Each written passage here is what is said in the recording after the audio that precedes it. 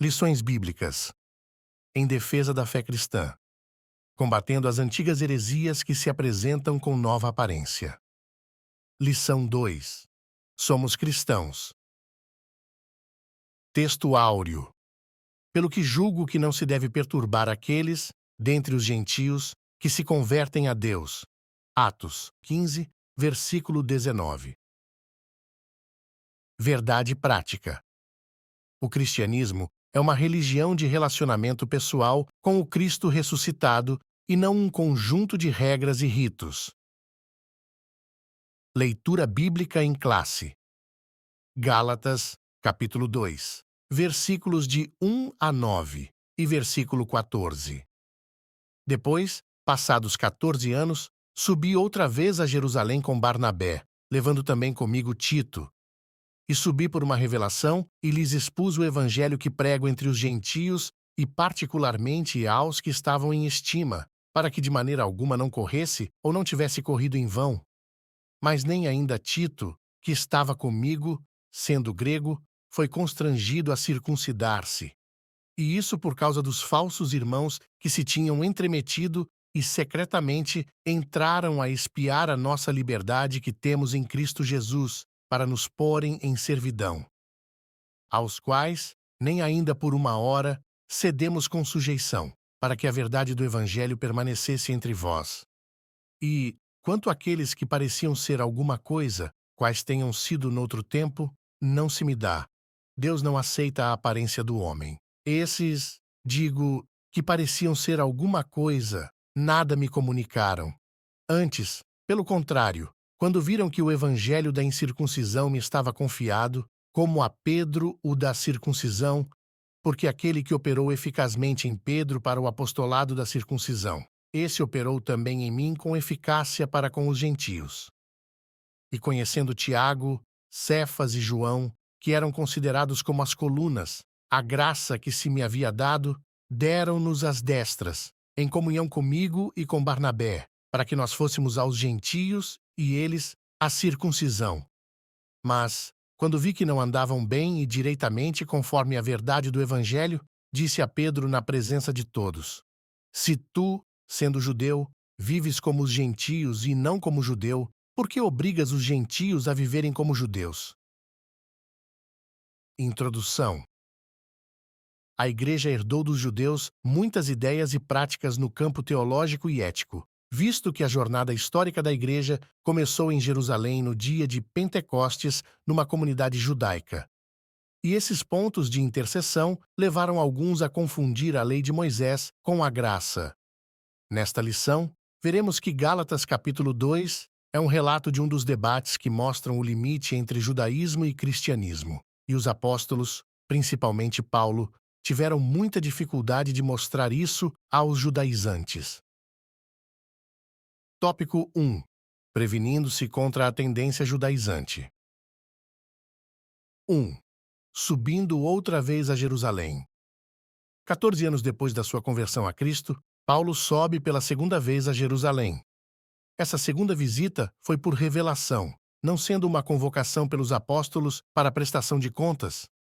Não podemos confundir essa visita de Paulo com a sua ida ao Concílio de Jerusalém, registrado em Atos 15. Infere-se que a Epístola aos Gálatas foi escrita antes do referido concílio, pois não há menção dele na carta, visto que o concílio tratou do mesmo assunto. Somando os anos mencionados em Gálatas, podemos afirmar que essa visita aconteceu antes de sua primeira viagem missionária. 2. Objetivo da reunião. É bom lembrar que essa reunião não foi um concílio nem um sínodo. É possível que essa segunda visita, por meio de revelação, tenha ligação com Ágabo, pois a missão de Paulo, pelo que parece, foi levar donativos para os irmãos pobres da Judéia. Aproveitando a ocasião, o apóstolo expôs o evangelho que vinha pregando aos gentios há 14 anos. Ele tinha convicção de que recebeu esse evangelho de Deus e estava consciente de que a sua subida a Jerusalém era em obediência a uma ordem divina. 3. Tito e a circuncisão. Barnabé era judeu, e seu nome aparece 3 vezes nesse capítulo. sua presença na reunião em Jerusalém não seria um problema. Tito, no entanto, sendo grego, foi um risco que Paulo correu, mas não foi uma provocação introduzir um incircunciso no seio dos judeus. Os judaizantes queriam que Tito fosse circuncidado. Encontramos no Novo Testamento a compreensão e a tolerância de Paulo com os fracos na fé, a ponto de circuncidar Timóteo, mas ele era judeu, pois sua mãe era judia. No entanto, nessa reunião em Jerusalém, onde expôs o evangelho que pregava aos gentios, ele não cedeu nem um pouco, nem por uma hora. Isso por duas razões. Tito era grego, e porque estava em jogo a verdade do evangelho e o futuro do próprio cristianismo. Sinopse 1. A tendência judaizante era uma ameaça à verdade do evangelho e ao futuro do próprio cristianismo. Tópico 2. A tendência judaizante no início da igreja. 1. O espanto do apóstolo. Tão logo Paulo retornou de sua viagem, ficou sabendo que os irmãos da Galácia estavam vivendo outro evangelho, e isso deixou o apóstolo estarrecido e atônito pela rapidez do desvio deles. O verbo grego metatiteste, deixar, abandonar, desertar, mudar de pensamento, virar a casaca, que o apóstolo emprega nessa passagem, era usado na antiguidade quando alguém desertava do exército ou se rebelava contra ele. Isso significa também mudança de partido político, filosofia e religião. Em outras palavras, aqueles irmãos gálatas estavam abandonando a fé. 2. Quem eram os judaizantes? O termo judaizante vem do verbo grego iodaizo, viver como judeu, adotar costumes e ritos judaicos, e aparece uma única vez no Novo Testamento. Eles eram os opositores de Paulo, identificados também como falsos irmãos. São reconhecidos no capítulo anterior como os que se apresentavam como enviados por Jerusalém, a igreja-mãe.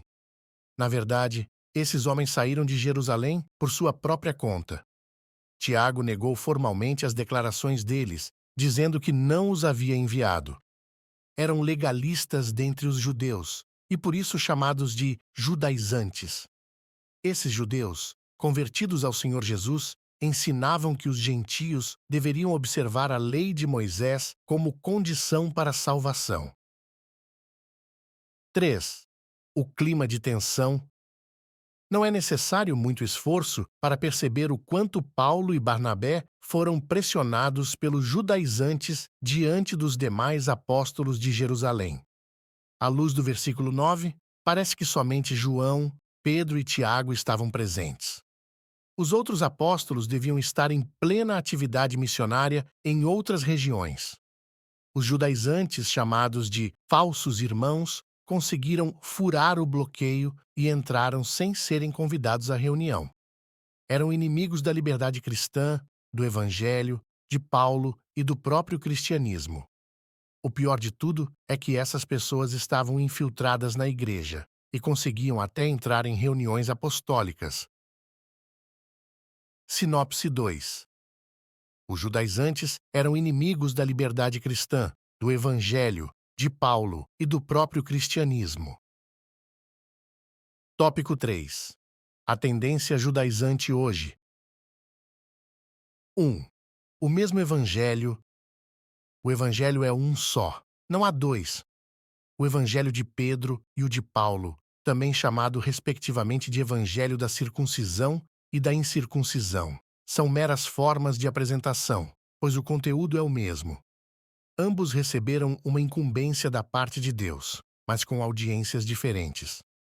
O compromisso de Paulo era com os gentios. Ele foi constituído, por Deus, apóstolo e doutor dos gentios para pregar aos não-judeus. O de Pedro era com os judeus, mas a mensagem é a mesma. 2. O perigo da doutrina judaizante. Os apóstolos viam em tudo isso dois problemas sérios: ameaça à liberdade cristã e o perigo de o cristianismo se tornar uma mera seita judaica. Os cristãos judaizantes alteravam o cerne do evangelho, pois colocavam a lei como complemento da obra que Jesus efetuou no Calvário. Era, de fato, outro evangelho. Por isso, o apóstolo Paulo os amaldiçoou. Na verdade, quem tem o Espírito Santo vive pelo Espírito. Então, contra a tendência judaizante, é preciso aprender a viver na dependência do Espírito e não da lei, lutando contra os vícios da carne e buscando as virtudes do fruto do Espírito. 3. As práticas judaizantes atuais. Elas são basicamente a guarda do sábado, a observância rigorosa do kashrut, termo hebraico para as leis dietéticas do judaísmo, a liturgia da sinagoga, o uso do shofar, trompa, geralmente feito de chifre de carneiro, o uso de talit, o manto ou chale usado para a oração, e o uso do kippar, o solidel que os judeus religiosos usam sobre a cabeça. A. Os judeus. Os judeus messiânicos, principalmente em Israel, seguem a tradição judaica. Isso acontece simplesmente para preservar a identidade cultural deles e tem amparo neotestamentário. É alguém chamado estando circuncidado? Fique circuncidado. Ou seja, na conversão a Cristo do judeu, ele não precisa mudar a sua tradição e cultura. B. Os não-judeus. Da mesma forma, é alguém chamado estando incircuncidado, não se circuncide. Ou seja, ele não precisa se judaizar. É erro o não-judeu adotar práticas judaicas na liturgia e no dia a dia para imitar o judaísmo. Paulo conclui: cada um fique na vocação em que foi chamado. Sinopse 3. Contra a tendência judaizante é preciso aprender a viver na dependência do Espírito e não da lei. Conclusão. O resultado da reunião foi desfavorável aos judaizantes. Só o fato de os apóstolos, sendo judeus, concordarem com a explicação sobre a especificidade de cada grupo dada por Paulo, já apontava o engano desses legalistas sobre a obra salvífica em Cristo. Esse resultado serviu tanto aos Gálatas como a todo o cristianismo nesses mais de 20 séculos de história. Assim, a diferença entre os judeus messiânicos e os cristãos judaizantes atuais é que os judeus estão preservando uma cultura hereditária do seu povo e os judaizantes colocando remendo novo em pano velho.